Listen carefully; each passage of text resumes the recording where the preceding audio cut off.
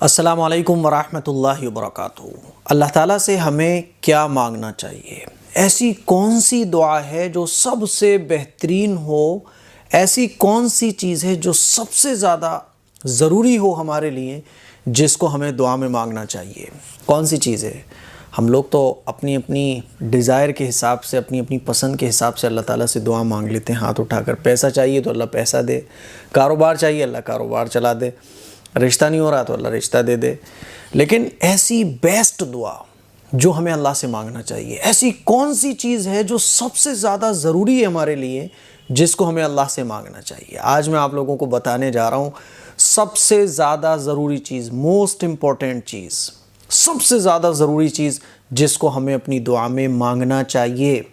اور جب بھی ہم دعا مانگیں تو اس چیز کو سب سے پہلے مانگیں اور خوب مانگیں۔ اگر وہ چیز مل گئی تو سمجھ لیجئے ساری چیزیں مل گئیں، اور وہ چیز نہ ملی تو پھر چاہیں ہماری کتنی خواہشیں پوری ہو جائیں لیکن بیکار ہیں۔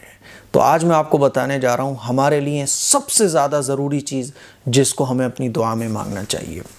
میں آپ کو ایک حدیث سناتا ہوں۔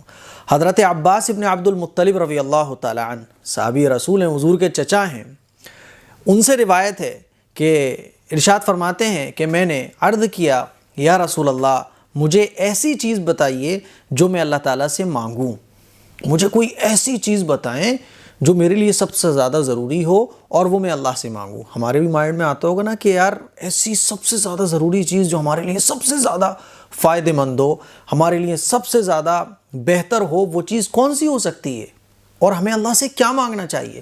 تو انہوں نے بھی پوچھا کہ یا رسول اللہ مجھے ایسی چیز بتائیے جو میں اللہ تعالیٰ سے مانگوں۔ آپ صلی اللہ علیہ وسلم نے فرمایا تم اللہ سے عافیت مانگو، تم اللہ سے عافیت مانگو۔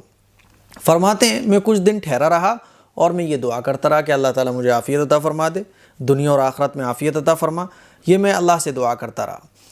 پھر دوبارہ آپ صلی اللہ علیہ وسلم کی خدمت میں گیا اور کہا یا رسول اللہ مجھے ایسی چیز بتائیے جو میں اللہ تعالیٰ سے مانگوں۔ آپ صلی اللہ علیہ وسلم نے مجھ سے کہا اے عباس، اے رسول اللہ کے چچا، اللہ سے دنیا اور آخرت میں عافیت مانگا کرو۔ اور حضور علیہ الصلوۃ والسلام خود بہت زیادہ اللہ تعالیٰ سے عافیت طلب فرماتے تھے، اور حضور کے چچا ہیں، پہلی بار گئے، پوچھا یا رسول اللہ مجھے بتا دیں میں اللہ سے کیا مانگوں، تو آپ نے فرمایا عافیت مانگو۔ پھر کچھ دن رکے، دوبارہ پھر گئے، پھر کہا یا رسول اللہ کچھ بتا دیں جو میں اللہ سے مانگوں، تو حضور نے فرمایا دنیا اور آخرت کی عافیت اللہ سے طلب کیا کرو، اور یہ بہت ضروری چیز ہے۔ تو ہمیں بھی چاہیے کہ ہم اور آپ اپنی دعا میں اللہ تعالیٰ سے عافیت مانگا کریں، دنیا اور آخرت کی عافیت۔ ایک دوسری حدیث ہے جو میں آپ لوگوں کو سنانا چاہتا ہوں، اور یہ حدیث جو ہے ترمذی شریف میں موجود ہے۔ حضرت عبداللہ ابن عمر رضی اللہ تعالیٰ عنہما فرماتے ہیں کہ رسول اللہ صلی اللہ علیہ وسلم نے فرمایا تم میں سے جس کے لیے دعا کے دروازے کھولے گئے اس کے لیے رحمت کے دروازے کھول دیے گئے، اور اللہ تعالیٰ کے نزدیک اس سے عافیت مانگنا ہر چیز مانگنے سے زیادہ محبوب ہے۔ اللہ کو بھی بڑی پسند ہے عافیت۔ جب ہم مانگتے ہیں نا اللہ تعالیٰ ہمیں عافیت عطا فرما، اب یہ عافیت ہے کیا چیز میں بھی آپ کو بتاؤں گا، لیکن جب ہم اللہ سے عافیت مانگتے ہیں کہ اللہ تعالیٰ اے اللہ مجھے دنیا اور آخرت میں عافیت عطا فرما، اے اللہ میں تجھ سے عافیت طلب کرتا ہوں، تو اللہ تعالیٰ کو یہ سب سے زیادہ محبوب ہے یہ دعا۔ اسی طرح سے ایک تیسری حدیث ہے جو میں آپ کو سنانا چاہتا ہوں۔ حضرت ابوبکر صدیق رضی اللہ تعالیٰ عنہ سے منقول ہے، ارشاد فرماتے ہیں کہ میں نے رسول اللہ صلی اللہ علیہ وسلم سے یہ سنا کہ آپ صلی اللہ علیہ وسلم نے ارشاد فرمایا کہ تمہیں کلمہ اخلاص یعنی کلمہ شہادت کے بعد عافیت سے بڑھ کر کوئی چیز نہیں دی گئی، لہذا تم اللہ تعالیٰ سے عافیت کا سوال کیا کرو۔ تو میرے عزیز بھائیوں، میری بہنوں، ہمیں اپنی دعا میں سب سے ضروری چیز جو ہے وہ ہے عافیت۔ ہمیں اس کو اللہ سے مانگنا چاہیے، اے اللہ تعالیٰ مجھے دنیا اور آخرت میں عافیت عطا فرما، اے اللہ میں تجھ سے عافیت مانگتا ہوں، اللہ تعالیٰ عافیت عطا فرما۔ اب یہ عافیت ہے کیا؟